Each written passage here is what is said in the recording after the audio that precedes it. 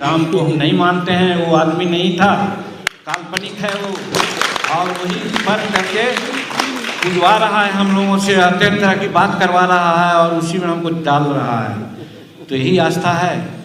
आस्था तो किसी को जमी मूर्ति पूजते हैं, पीढ़ी पूजते हैं, हम लोग देवता पूजते हैं, आस्था वो है और उसी को हम भगवान मान जाए।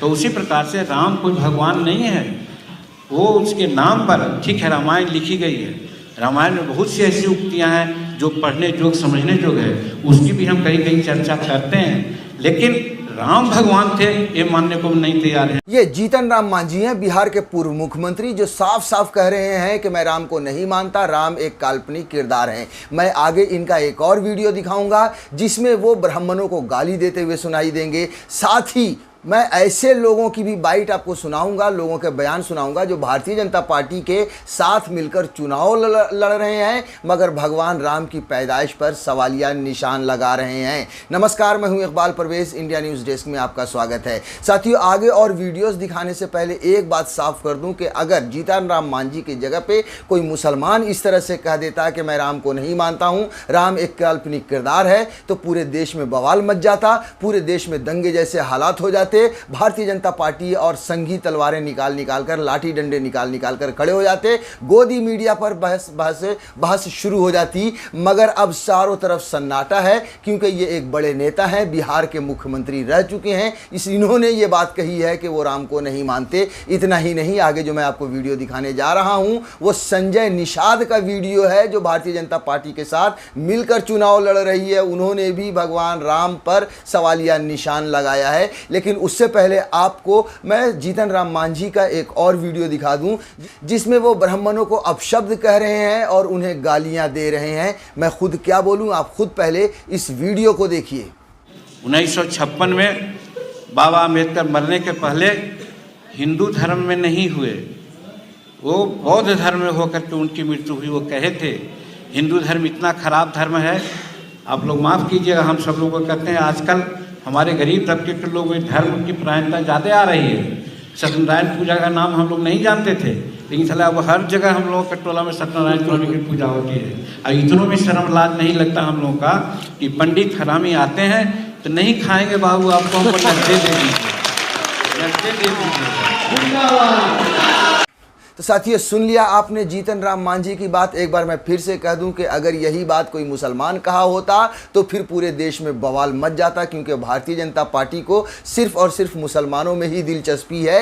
हिंदू अगर कोई भी कुछ कहे या कोई भी दूसरे धर्म के लोग या जात के लोग भगवान राम पर सवालिया निशान लगाएं तो भारतीय जनता पार्टी को कोई आपत्ति नहीं होती है। कोई भी दूसरी जात के लोग या धर्म के लोग अगर ब्राह्मणों को गाली दें, हिंदुओं को गाली दें तो उन्हें कोई आपत्ति नहीं होती है। सिर्फ और सिर्फ मुसलमानों से आपत्ति होती है क्योंकि मुसलमानों से उन्हें वोट मिलना है। साथियों, अब आप देख लीजिए कि जीतन राम मांझी ने खुल्लम खुल्ला ब्राह्मणों को गाली दी है। और एक बात तो साफ तौर पे उन्होंने, उनका जो निशाना है आप देखिए, छुआछूत, जो ब्राह्मण अपने आप को ऊंची जाति के मानते हैं, बाकी दूसरों का छुआछूत या छोटी जात या नीची जात का जिस तरह का उनका व्यवहार है उस पर उन्होंने बहुत साफ तरीके से गालियां दी है और ये कहा है कि हमारे यहाँ पर पूजा करने के लिए आते हैं तो हमारे यहाँ खाते नहीं हैं, हमसे ये पैसे मांगते हैं, जो इस देश की ब्राह्मणों की परंपरा रही है। और यही वजह है कि जीतन राम मांझी ने ब्राह्मणों को गाली दी है। अब आपको बता दूं, संजय निषाद की एक बाइट दिखा दूं। संजय निषाद, जो निषाद पार्टी के अध्यक्ष हैं उत्तर प्रदेश में, भारतीय जनता पार्टी उनके साथ मिलकर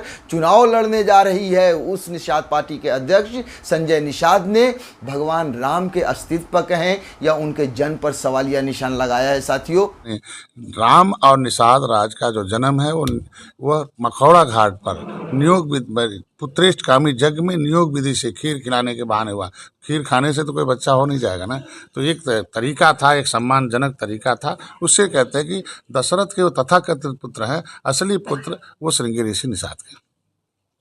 कमाल खान है जो एनडीटीवी के रिपोर्टर हैं, उन्होंने इस वीडियो को ट्वीट किया और पिछले दिनों ये वीडियो काफ़ी वायरल भी हुआ था। लेकिन एक बार फिर से आप देखिए, कमाल खान लिखते हैं भगवान राम दशरथ के पुत्र नहीं बल्कि श्रृंगी ऋषि निषाद के पुत्र हैं, क्योंकि खीर खाने से बच्चा नहीं होता, खीर तो सिर्फ बहाना थी। ये कहना है यूपी में बीजेपी के सहयोगी दल निषाद पार्टी के अध्यक्ष संजय निषाद का। क्या इससे किसी की धार्मिक भावनाएं आहत हुई हैं या ये कुछ भी बोल सकते हैं? मतलब कमाल खान ने भी सीधे सीधे एक सवाल उठाया और जो जायज़ भी है कि ये चूंकि भारतीय जनता पार्टी के साथ मिलकर चुनाव लड़ रहे हैं इसलिए ये कुछ भी बोल सकते हैं, किसी के धर्म को कोई आहत नहीं होता है, किसी को कोई ठेस नहीं पहुंच रही है क्योंकि बीजेपी के साथ ये मिलकर चुनाव लड़ रहे हैं। साथियों, भारतीय जनता पार्टी का यही काम है, यही करिश्मा है। न उन्हें धर्म से मतलब है, न उन्हें भगवान राम से मतलब है, न उन्हें देश से मतलब है, उन्हें किसी चीज़ से मतलब नहीं है, उन्हें सिर्फ और सिर्फ सत्ता से मतलब है। जहां पर उन्हें सत्ता के लिए कुछ भी मतलब किसी भी कीमत पर उन्हें सिर्फ और सिर्फ सत्ता चाहिए। अब आप देख लीजिए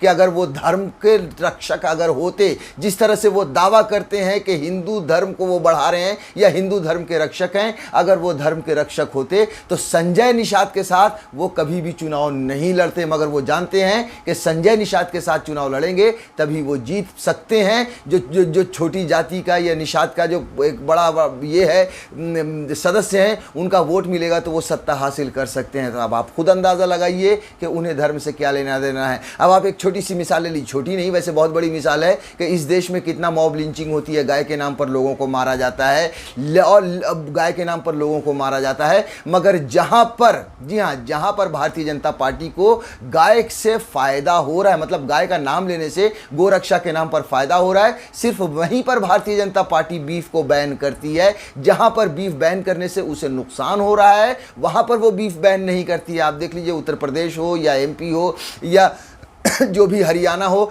यहाँ पर हिंदी भाषी लोग हैं, यहाँ पर बीफ को बैन करेंगे तभी उन्हें वोट मिलेगा, हिंदुओं का वोट मिलेगा। यहाँ पर गोरक्षा के नाम पर मुसलमानों को पीटेंगे तभी उन्हें वोट मिलेगा। आप देख लीजिए गोवा में भी भारतीय जनता पार्टी की सरकार है मगर वहाँ पर बीफ बैन नहीं किया, क्योंकि अगर वहाँ पर बीफ बैन करेंगे तो इनकी सरकार चली जाएगी। ऐसे ही मणिपुर है, नागालैंड है, ऐसे कई राज्य हैं जहाँ पर भारतीय जनता पार्टी ने बीफ बैन नहीं किया क्योंकि इन्हें पता है कि बीफ बैन करेंगे तो इनकी सरकार चली जाएगी। मतलब सरकार बनाने के लिए ये गाय काट भी सकते हैं, गाय बेच भी सकते हैं, गाय का गोश्त खिला भी सकते हैं।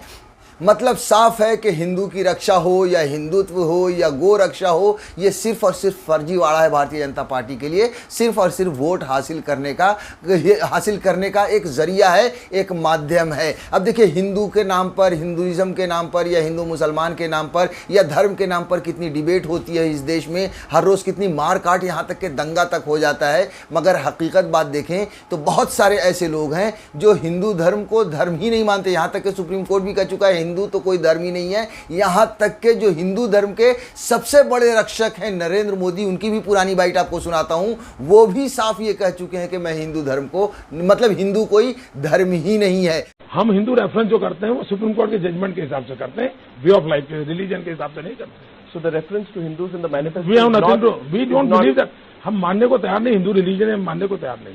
तो देख लिया आपने, यानी कि हिंदू धर्म के रक्षक ही ये मान रहे हैं, ये कह रहे हैं कि भैया हिंदू कोई धर्म नहीं है। इस देश में धर्म के नाम पर खूब बहस होती है, यहाँ तक कि मारकाट हो जाती है। कोई कहता है हिंदू धर्म नहीं है, कोई कहता है मैं राम को नहीं मानता। मगर इन सब के बीच में एक बड़ा सवाल यही है कि ये सारे जो मैंने आपको बाइट सुनाए, ये बोलने वाले मुसलमान नहीं हैं। अगर इनकी जगह कोई मुसलमान इस तरह के शब्दों का उपयोग करे, इस तरह से हिंदू को धर्म मानने से इनकार करे या भगवान राम को काल्पनिक किरदार कहे, तो इस देश में दंगा फसाद हो जाएगा।